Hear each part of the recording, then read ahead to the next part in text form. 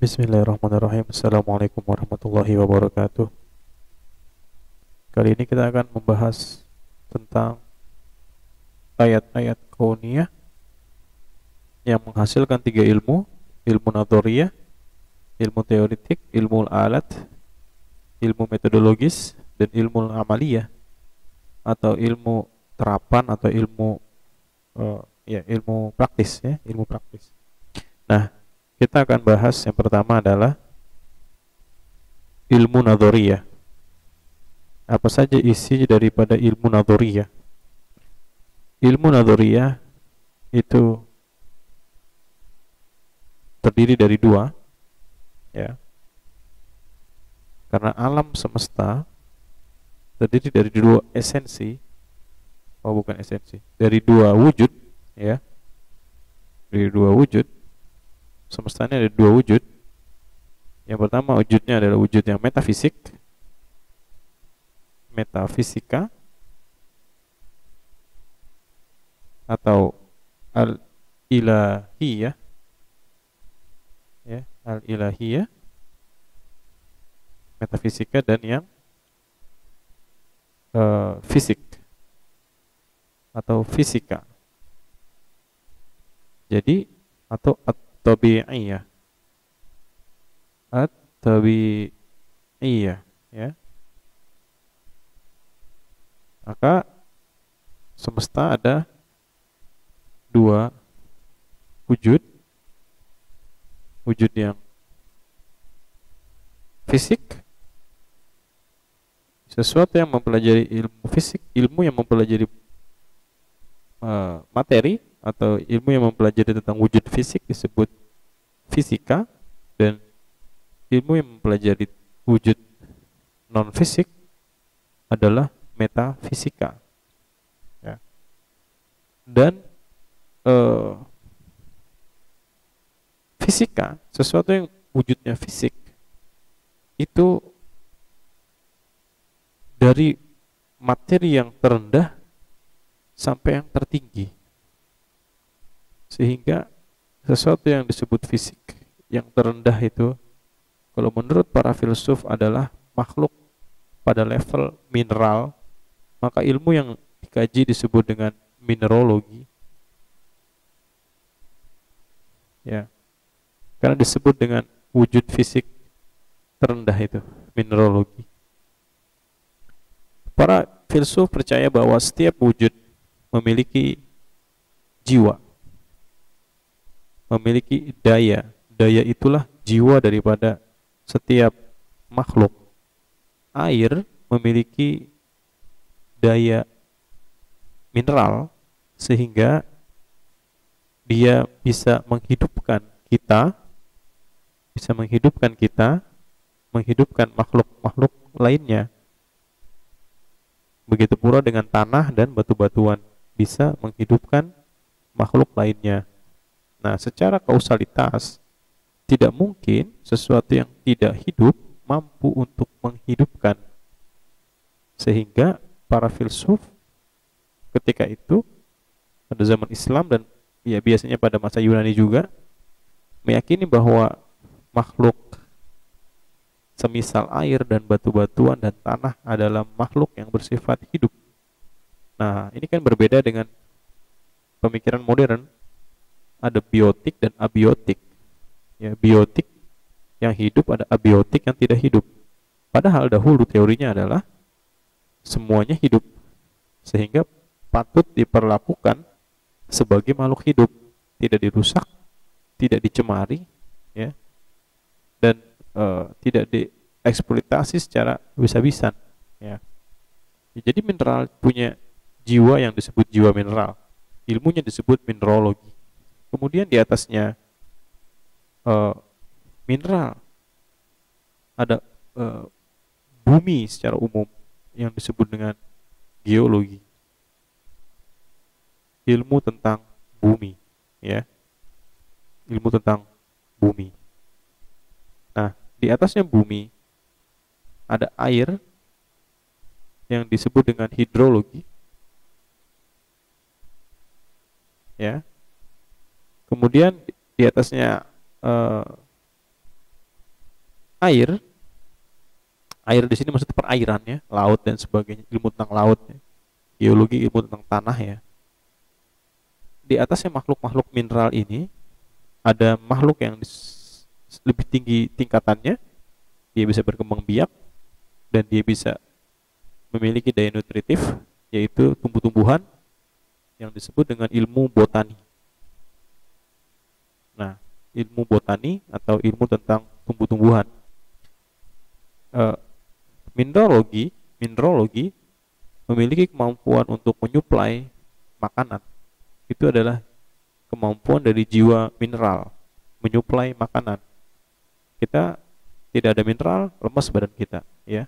Jadi mineralogi adalah ilmu tentang mineral, yang mana mineral itu memiliki jiwa, yang namanya jiwa mineral, yang membuatnya hidup dan bisa menghidupkan kita. Nah, tumbuh-tumbuhan menyerap nutrisi yang diberikan oleh mineral dan bisa bertumbuh menjadi besar. Maka botani yang mempelajari tumbuh-tumbuhan, maka tumbuh-tumbuhan disebut makhluk hidup karena memiliki jiwa tumbuh-tumbuhan atau an-nafs an-nabatiyah. An-nafs an-nabatiyah adalah jiwa tumbuh-tumbuhan yang memungkinkan dengan daya nabatiyah dua hal. Yang pertama, memungkinkan makhluk yang memiliki nafs an-nabatiyah bertumbuh menjadi besar. Dan yang kedua, memungkinkan makhluk yang memiliki an-nafs an-nabatiyah menjadi selain menjadi tumbuh dan besar, bisa bereproduksi atau bisa beregenerasi. Nah, jadi tumbuh-tumbuhan bisa beregenerasi.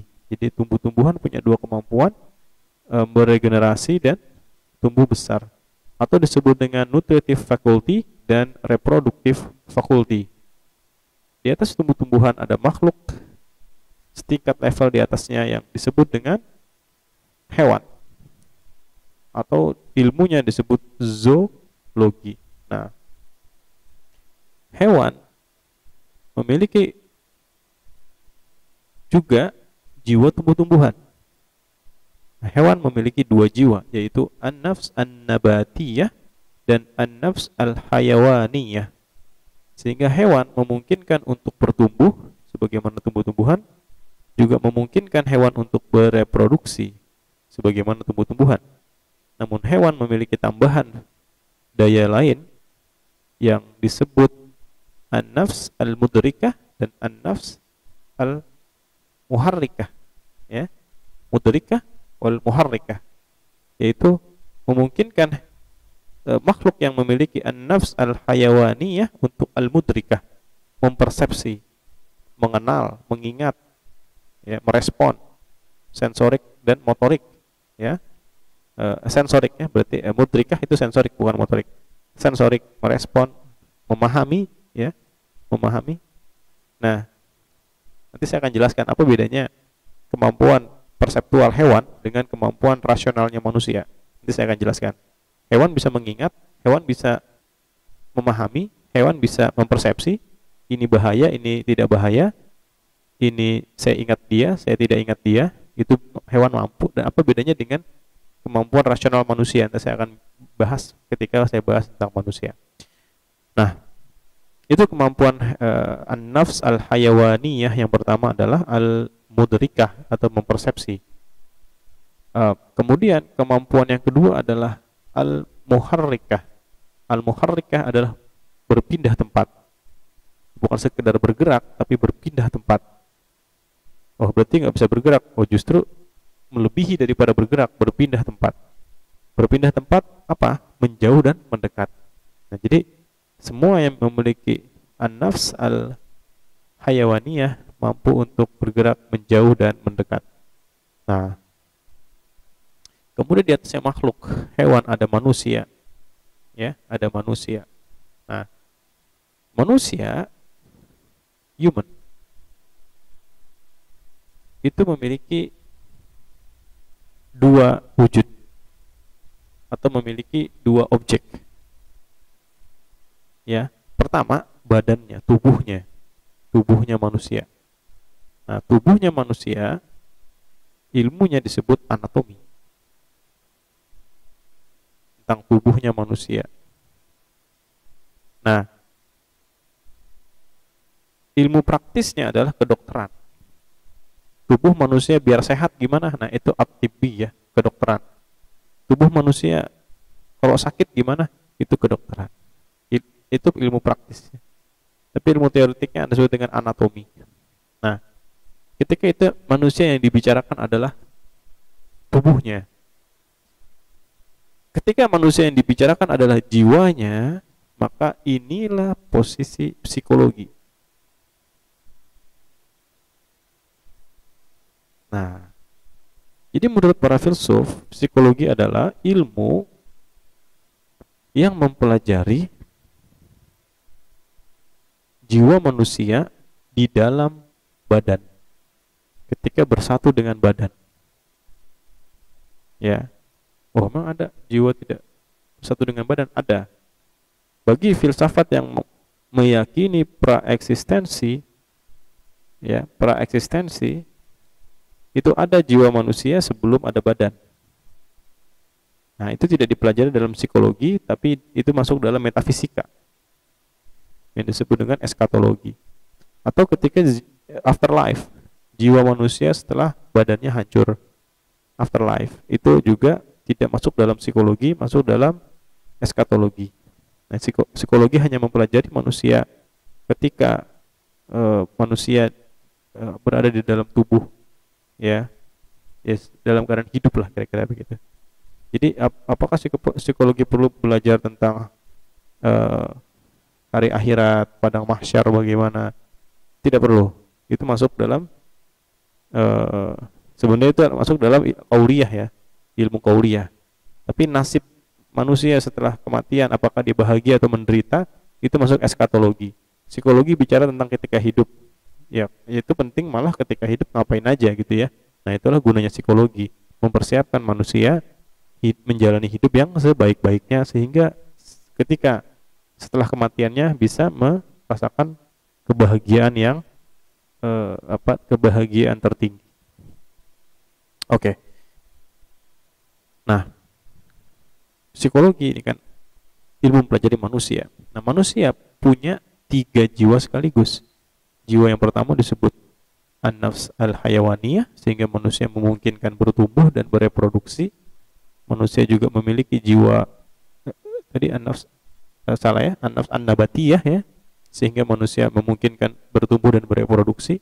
Manusia juga memiliki an-nafs al-hayawaniyah, memungkinkan berpersepsi, ya, mengenali dan bergerak, berpindah tempat.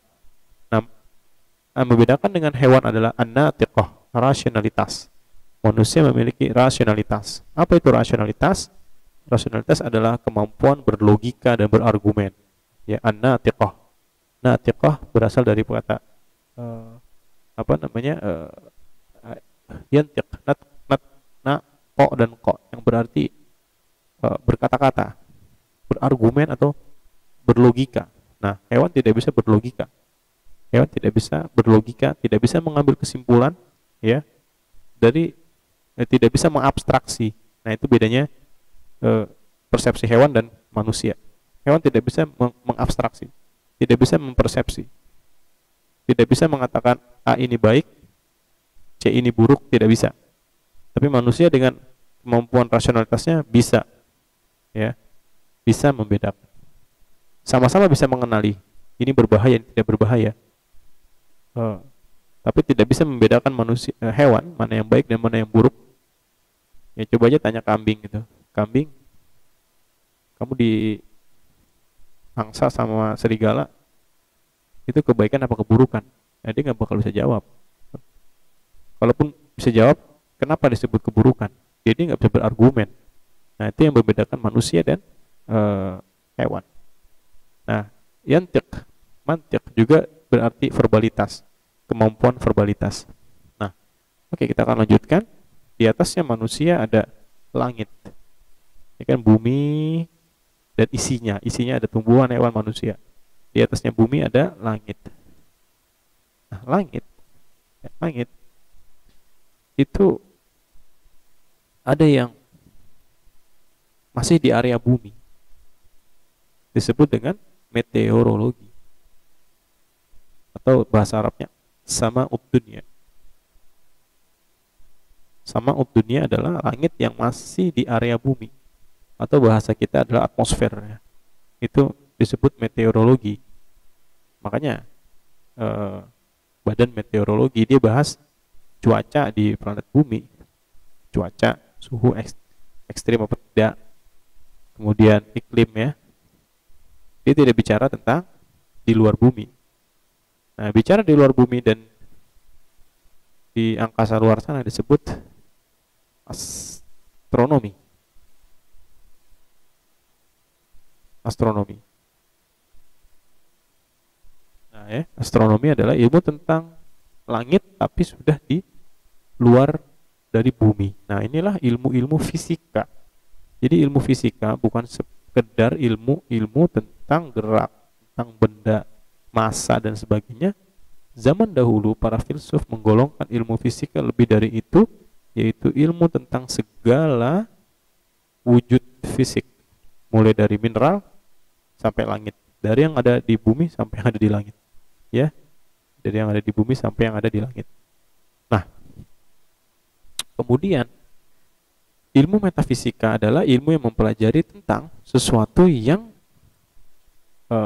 tidak terikat oleh badan, gitu ya, tidak terikat oleh badan.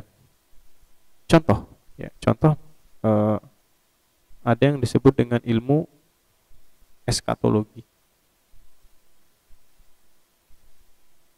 Eskatologi ya adalah ilmu yang membahas individu ya, individu ketika terlepas dari badannya, baik sebelum eksistensinya dengan badan maupun setelah eksistensinya dengan badan.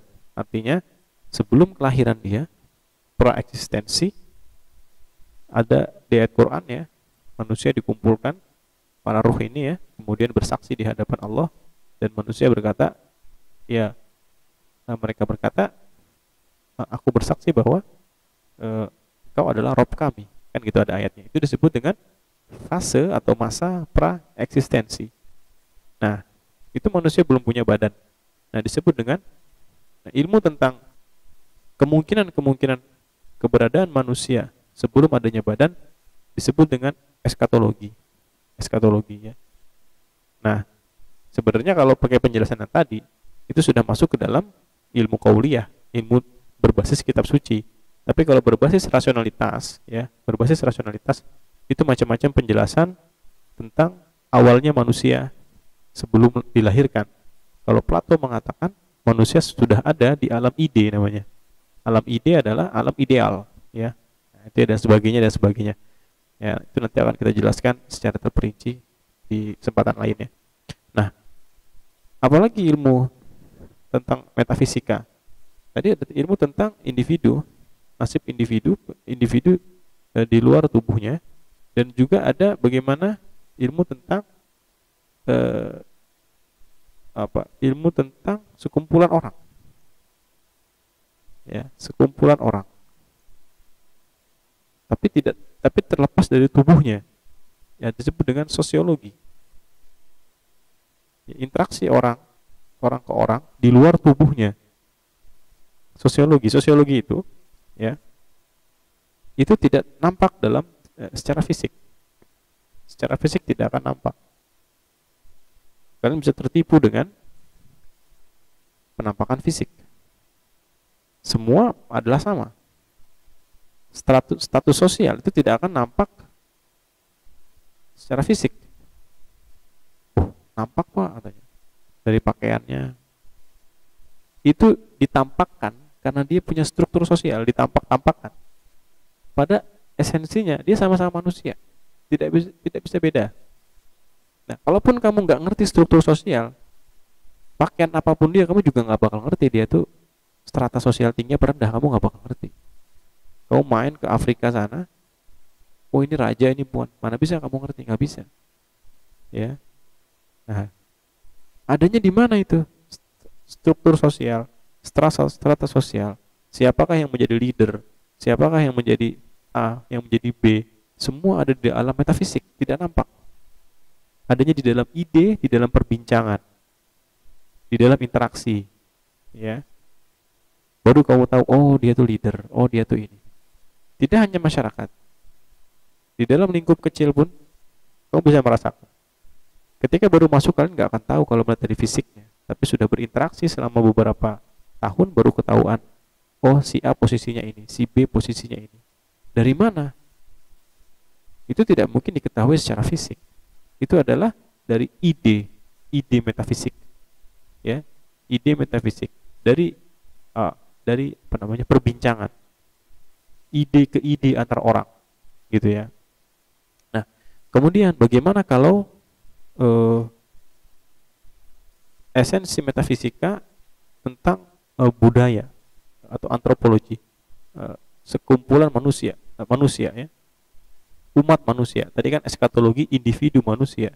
Kalau antropologi tentang umat manusia. Nah, sama antropologi tentang umat manusia. Antropologi adalah ilmu metafisika. Kalian datang ke sebuah kampung, menemukan sebuah candi kecil, candi atau apapun itu, barang-barang budaya, gak akan kalian tahu itu apa.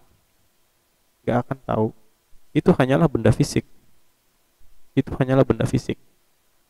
Kalian tidak akan bisa tahu itu apa sampai ada orang yang mencurahkan idenya, mencurahkan konsep metafisikanya, sehingga kalian paham itu benda apa. Gitu ya. Sehingga kalian paham. Kalian datang ke suatu budaya, lihat bentuk rumahnya, secara fisik kalian nggak akan paham sampai ada perbincangan, ya, ada ide metafisik yang menceritakan itu apa. Sehingga sebenarnya selama kita berada di lingkungan masyarakat dan sebagainya, itu ada ide dari orang ke orang yang kita memang kadang-kadang tidak paham, tapi ada orang yang paham, yang kita hanya bisa paham itu ketika kita berinteraksi cukup lama, dan itu adalah esensi metafisika sesungguhnya, bukan esensi fisik. Kamu bisa mengambil suatu barang-barang budaya kemanapun itu, kamu tidak akan bisa paham itu apa sampai orang yang menjelaskannya. Jadi bukan barangnya sebetulnya yang penting, bukan bendanya yang penting, tapi yang penting adalah makna di balik itu, dan makna di balik itu adalah esensi metafisik yang hanya bisa didapatkan dari, ya, dari ide orang ketika itu diciptakan, atau orang-orang yang memahami itu apa. Nah, lambat laun barang-barang itu tetap bertahan, namun orang-orang yang memahaminya sudah berganti generasi, sehingga sama matinya benda-benda seperti itu adalah dengan kehilangan jiwanya dia, kehilangan maknanya itu. Jadi kematian dari benda-benda sejarah atau benda-benda budaya adalah ketika dia sudah kehilangan maknanya. Kapan dia kehilangan maknanya? Ketika sudah tidak ada lagi orang yang bisa memahami apa itu benda-benda tersebut. Nah, itulah ilmu nadhuriyah, ya, ilmu nadhuriyah yang bisa saya sampaikan. Nanti kita akan lanjut pada ilmu alat, ya, dan seterusnya. Terima kasih. Assalamualaikum warahmatullahi wabarakatuh.